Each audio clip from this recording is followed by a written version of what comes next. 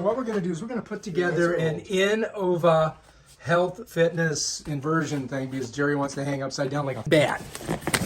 All right, this is, holy shit, are you kidding me? That's ridiculous. That's a lot of parts. Kenny. Oh yeah, it's got a bunch of stuff. Here we go. We're going to take everything out of its skins. That's our first thing that we want to do.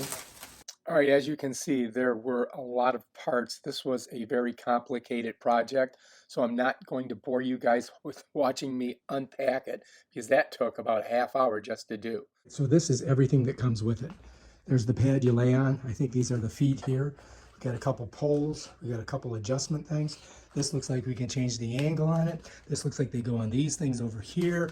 This thing here looks like a headrest. I'm not sure what that is. These are little parts for the feet and so forth and so on. And that is what you're going to use to put this thing together.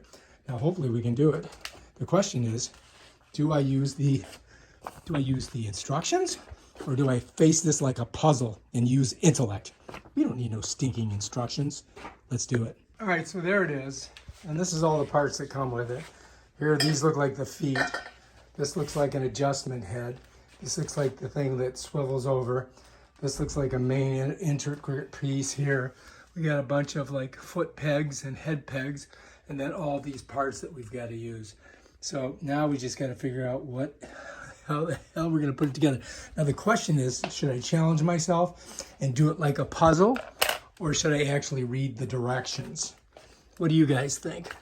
We don't need no stinking directions. Let's do it.